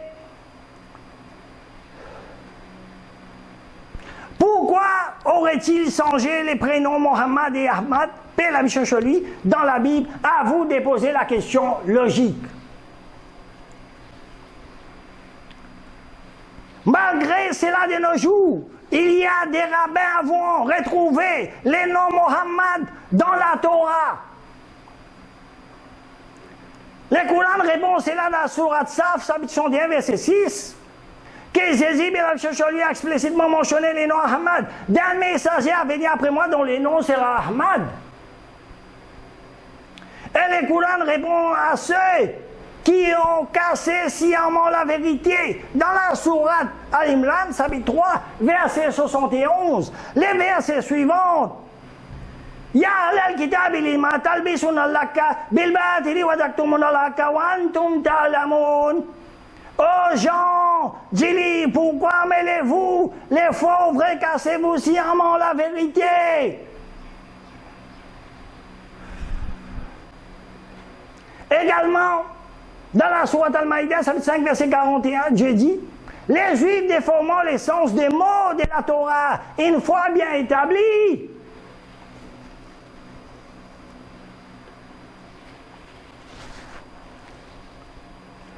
Cinquième exemple, encore une bonus selon le christianisme, Jésus chez lui est Dieu. Il peut tout faire, il connaît le futur, etc. Selon la Bible, Jésus dit le contraire dans l'évangile de Marc, chapitre 13, verset 32, et dans l'évangile de Matthieu, chapitre 24, verset 36, Jésus dit, pour ce que je joue de l'heure, personne ne les connaît, ni les anges dans les ciels, ni les fils, mais les pères seuls. Et dans l'évangile de Jean, chapitre 5, verset 19, Jésus lui dit, en vérité, je vous ai dit, le fils ne peut rien faire de lui-même. Et dans l'évangile de Jean, chapitre 5, verset 30, Jésus dit, je ne puis rien faire de moi-même. Évangile des Jean, chapitre 7, verset 33, Jésus dit, je m'en vais vers celui qui m'a envoyé. Et aussi dans l'évangile des Jean, chapitre 12, verset 49 et 50, verset 49, Jésus lui dit,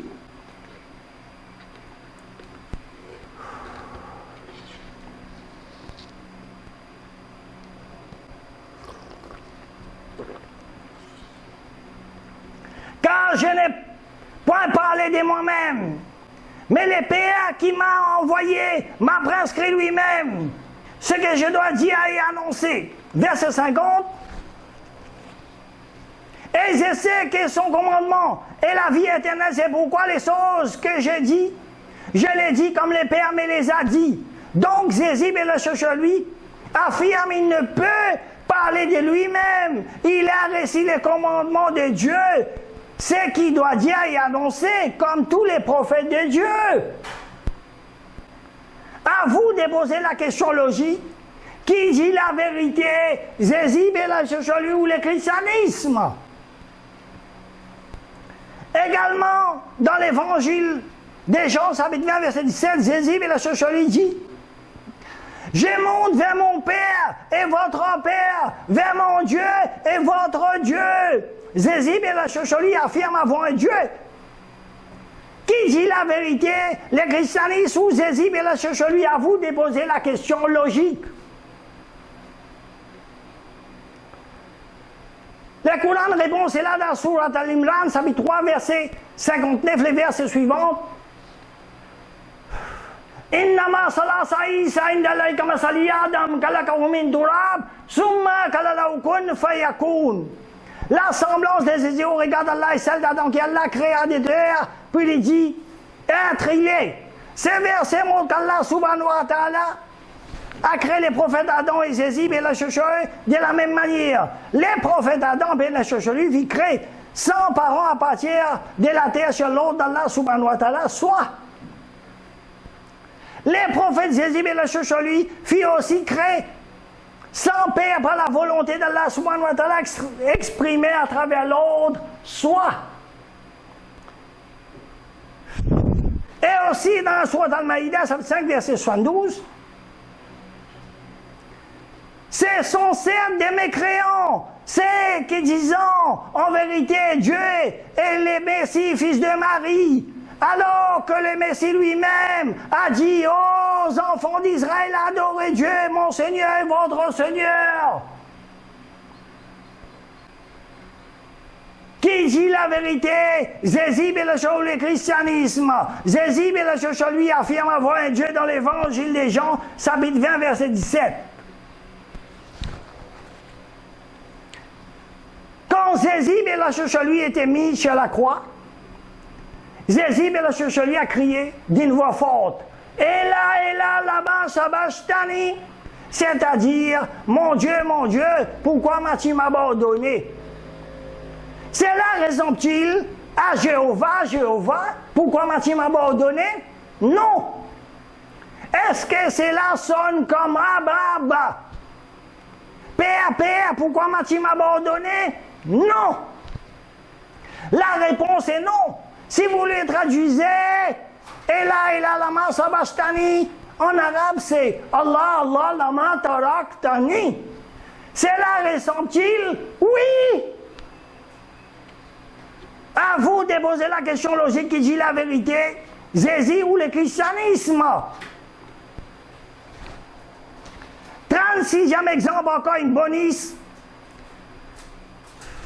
Selon l'évangile de Matthieu, chapitre 7, verset 22 à 23, Jésus lui dit, beaucoup me diront ces jours-là, Seigneur, n'est-ce pas en ton nom que nous avons prophétisé? Avons-nous pas chassé des démons pour ton nom? Et n'avons-nous pas fait beaucoup de miracles pour ton nom? Alors, je leur déclare, je ne vous ai jamais connu, écartez-vous de moi, vous qui commettez l'iniquité. Je me demande, à qui Jésus s'adresse-t-il dans ces versets? Aux hindous? Aux Chinois? Aux Juifs? Aux musulmans? Ou autres nations? Sachant que ni les hindous, ni les Chinois, ni les Juifs, ni les musulmans ne l'appellent Jésus, Seigneur, Dieu. Qui ont chassé les démons? Ils ont fait de nombreux miracles au nom de Jésus, Seigneur Dieu. Ni les hindous, ni les Chinois, ni les Juifs, ni les musulmans. Jésus lui répondra, écartez-vous de moi.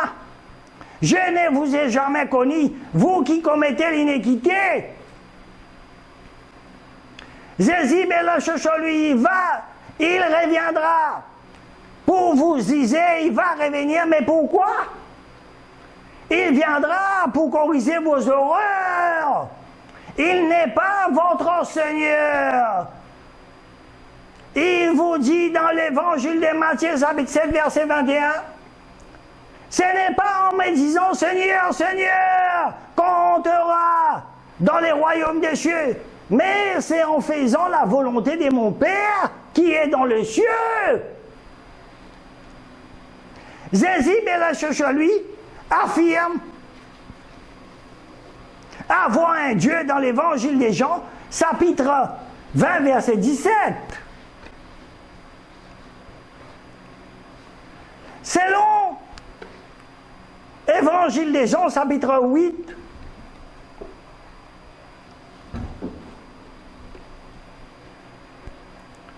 verset 32, Jésus lui dit, c'est la vérité vous affranchira. À vous de poser la question logique, qui dit la vérité, Jésus ou le christianisme? 37e exemple, la dernière bonus. Selon le christianisme, Jésus est Dieu, parce qu'il a dit dans l'évangile des Jean, chapitre 10, verset 30, mon Père et moi nous sommes un. Et dans l'évangile des Jean, chapitre 8, verset 58, Jésus leur répond, Amen, Amen. Je vous l'ai dit avant qu'Abraham fît, moi je suis. Également dans l'évangile des Jean, chapitre 14, verset 6, Jésus lui dit, je suis le chemin, la vérité et la vie.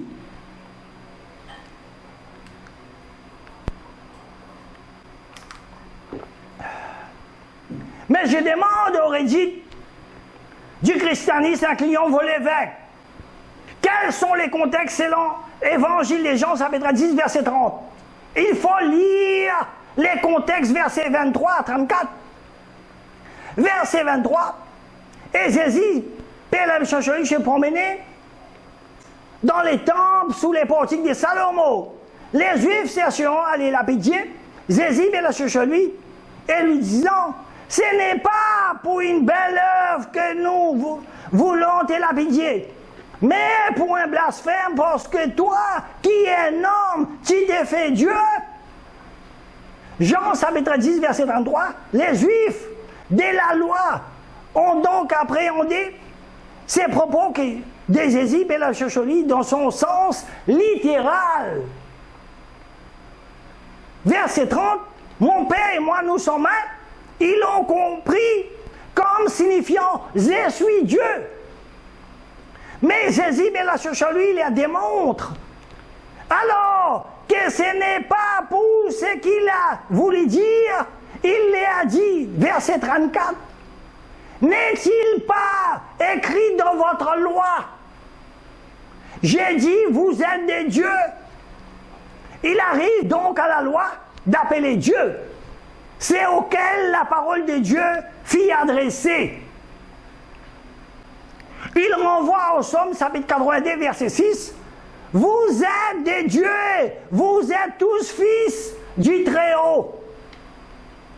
Voilà les contextes, on comprend que Jésus et la Chacholi dit, en substance, que Dieu protège les croyants et que lui, en tant que berger, est là pour que les croyants ne s'égarent pas et demeurent dans la foi. Ainsi, dans les contextes, Dieu et Jésus et la Chacholi sont un dans l'objectif de protéger les croyants. La preuve qu'il ne s'agit pas d'une unité de nature et que Jésus et la Chacholi lui-même a prié Dieu en ces termes à propos de tous ceux qui croient en lui. Selon l'Évangile de Jean, chapitre 17, verset 21, Jésus et la Chacholi dit que tous soyons un comme toi, Père, tu es en moi et que je suis en toi, qu'ils soient en nous et aussi, afin que le monde croit que tu m'as envoyé, et moi je leur ai donné la gloire que tu m'as donnée, pour qu'ils soient un, comme nous sommes un, moi en eux, comme toi en moi. Oh, personne n'a jamais vu dans cette phrase un argument tendant à prouver que les disciples de Jésus étaient en eux aussi divins, car étaient en Dieu, et il est bien question d'une unité des volontés, sinon, selon l'Évangile de Jean, chapitre 17, verset 21, aurait autrement dit qu'il y a 13 ou 14 dieux.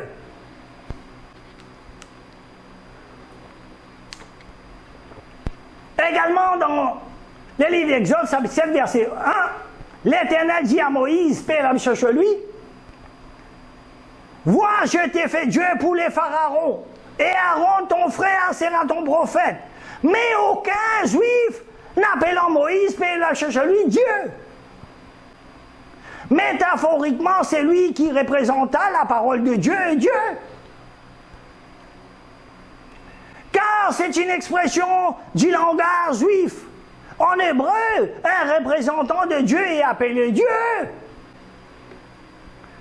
Même Satan, dans le deuxième livre des Corinthiens, chapitre 4, verset 4, est appelé le Dieu de ce siècle. Mais je demande au régime du christianisme incliné en l'évêque. Quand Jésus, Père chez lui, a dit « Je suis », signifie les dieux. Il faut lire les contextes selon le livre d'Exode, chapitre 3, verset 14, selon l'évangile de Jean, chapitre 8, verset 58. Jésus leur répondit, Amen, Amen, je vous l'ai dit avant qu'Abraham fît, moi je suis. Les mots je suis, ego émis en hébreu, Jésus répond, Eheye Aza, Eheye, je suis.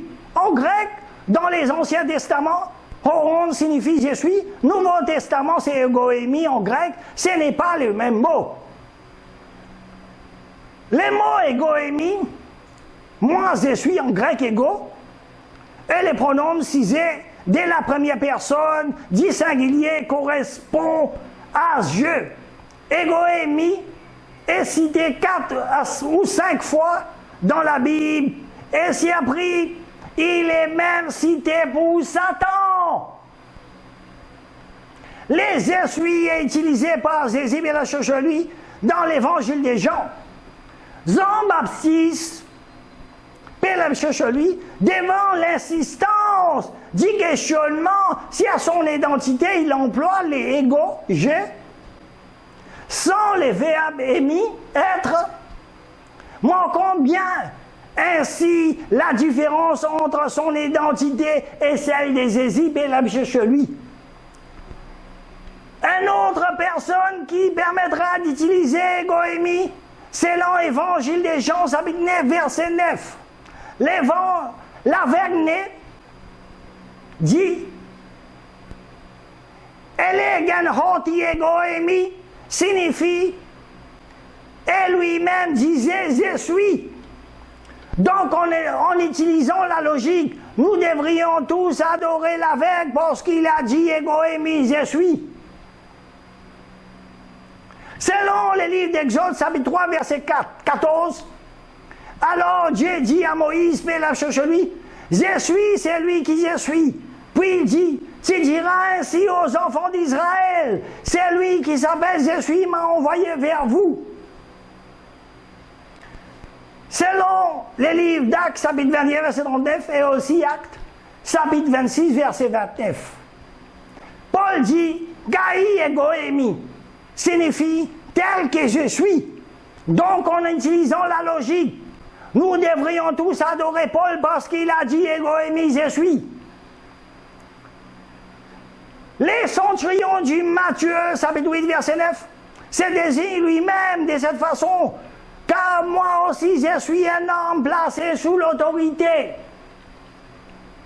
Ainsi, pour les centurions romains utilisant tous les deux une déclinaison identique du même verbe grec, les centurions, va même jusqu'à ajouter « moi aussi je suis », c'est comparant ainsi d'une certaine manière à Zézib et la Chauchelie en termes d'autorité. Donc en utilisant la logique, nous devrions tous adorer Paul et les centurions romains parce qu'ils ont dit « égoémie je suis ».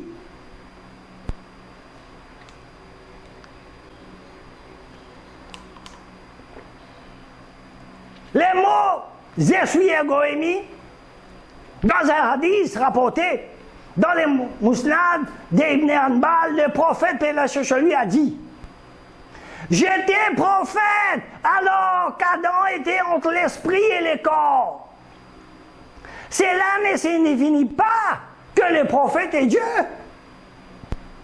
Le Coran nous explique les étapes de la création humaine dans la sourate Araf, chapitre 7, qui veut que nous, êtres humains, nous étions créés tous en même temps, en tant qu'âme, puis la deuxième étape.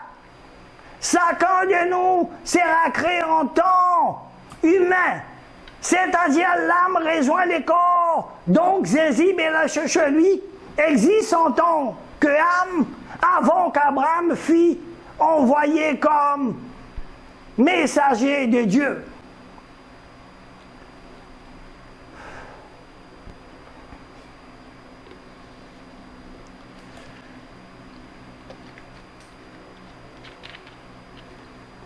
Mais je demande aux rigides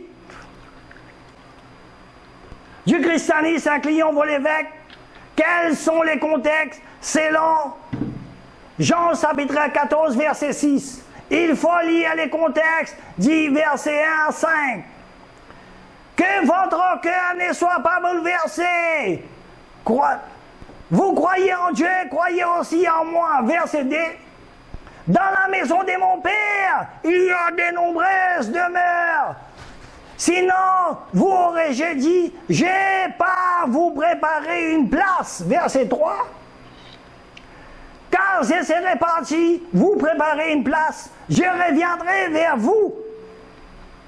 Je reviendrai, je vous emmènerai auprès de moi, afin que là où je suis, vous soyez vous aussi. Verset 4. Pour aller où je vais, vous savez les chemins. Verset 5. Thomas lui dit, Seigneur, nous ne savons pas où tu vas, comment pourrions-nous savoir le chemin? Verset 6, Jésus, lui dit, je suis le chemin, la vérité et la vie. Nul ne vient au Père que par moi. Ces passages s'appliquent pour tous les prophètes en les temps. Chaque messager pendant son temps est le chemin, la vérité, à Dieu Tout-Puissant. À l'époque de Moïse, Moïse était le chemin, la vérité et la vie. Aucun homme ne venait à Dieu Tout-Puissant, mais pas Moïse, lui. À l'époque de Jésus, lui était le chemin, la vérité et la vie. Et à l'époque du prophète Mohammed, lui, il était le chemin, la vérité et la vie. Selon l'évangile de Matthieu, chapitre 4, verset 8, les diables l'emmènent encore sur une très haute montagne et lui montrent tous les royaumes du monde et les gloires. Verset 9. Et lui dit, je te donnerai toutes ces choses si tu t'es prostré en m'adores. Si le monde appartient à Jésus et la cherche lui, alors comment les diables lui l'emmena sur la montagne, lui montra tous les royaumes du monde et leur gloire, et lui dit, je te donnerai tout cela si tu t'es prostré en m'adores. Est-ce que un Dieu peut être transporté par les diables? À vous de poser la question logique.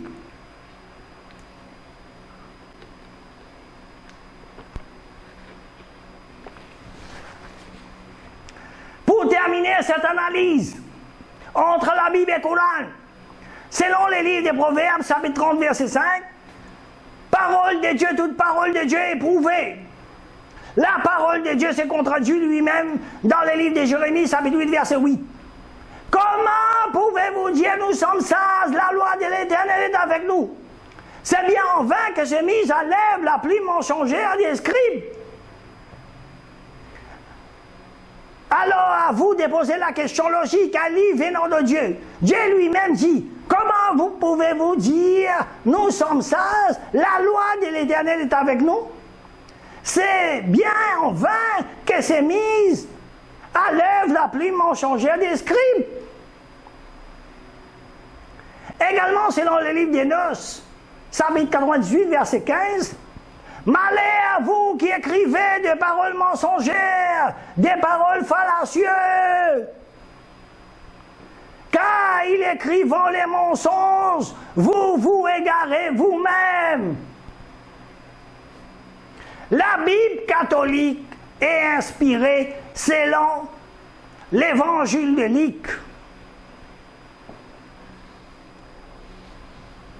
La Bible catholique est inspirée par les gens selon l'évangile de Luc, chapitre 1, verset 2, nous affirme, conformément à ce que nous ont transmis ceux qui ont été dès le commencement témoins oculaires et ministres de la parole. Verset 3, il m'a paru bon à moi aussi, qui de longue date est tout suivi avec soin d'en écrire pour toi les récits suivis. Nomme Théophile.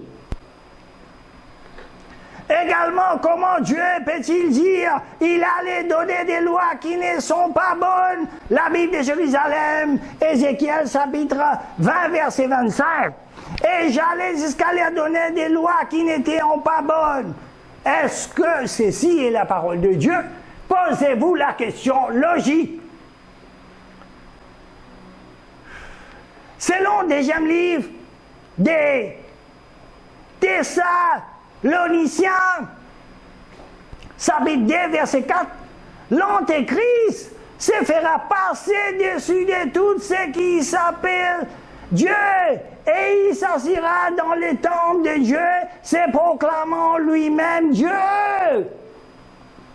Même Satan, dans les livres des Corinthiens, chapitre 4, verset 4, est appelé le Dieu de ces siècles.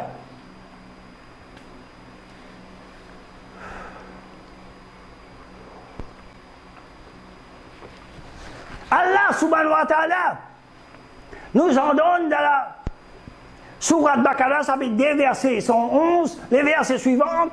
Qul hatu burhanakum in kuntum sadiqin. Dis, apportez votre preuve si vous êtes véridique. Également, Allah subhanahu wa ta'ala dit dans la Sourate Al-Qasas, chapitre 28, verset 49, les versets suivants. قل فاتوا بكتاب من عند الله واحدى منهما تابعه إن كنتم صادقين.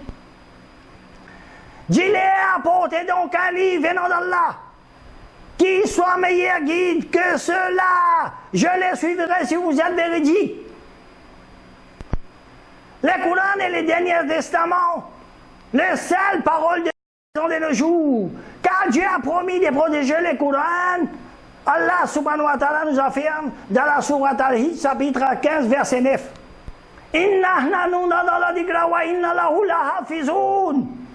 En vérité, c'est nous qui avons fait descendre le Coran et c'est nous qui en sommes gardiens. Cela signifie qu'Allah subhanahu wa ta'ala s'est porté garant du dernier livre, révélé contrairement aux révélations précédentes, Torah et l'Évangile, où Dieu avait donné cette responsabilité aux hommes. Toutes les révélations qui sont venues avant les Coran étaient seulement envoyées pour les gens de l'époque à suivre, uniquement pour cette période particulière. Les Coran étaient un rappel pour toute l'humanité.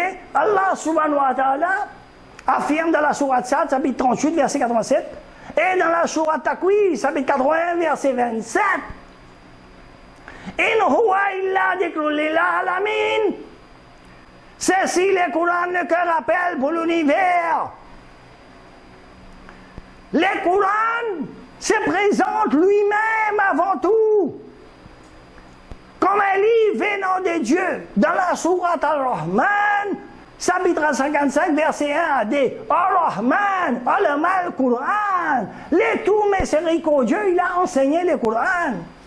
Et dans la sourate Al-Jatiyah, chapitre 45, verset 2, les versets suivants. Tanzilul kitabi min Allahi azizil hakim. La révélation du livre saint d'Allah, le puissant, le sage. Le Coran n'encourage aucunement la conversion forcée. Donc l'interdiction est clairement mentionnée dans les textes sacrés. Le Coran est le seul livre de la religion qui existe au monde.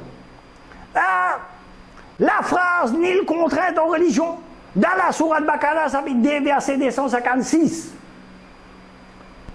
L'islam permet aux gens de faire leur propre choix concernant les religions et leur ordonne de respecter les autres religions.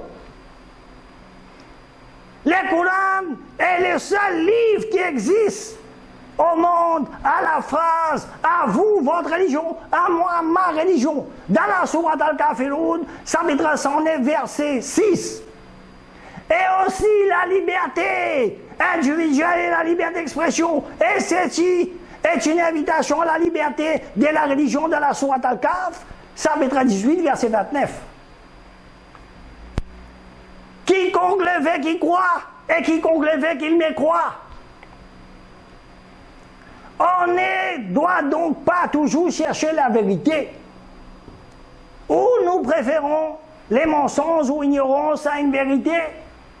Car Jésus, lui, a dit dans l'évangile des Jean, chapitre 8, verset 32, « Cherchez la vérité, et la vérité vous affranchira. » Mes frères et sœurs en humanité, quand nous descendons tous Adam, mobilisons l'ensemble de les ressources en termes de recherche vous permettent d'analyser, partager, comparer.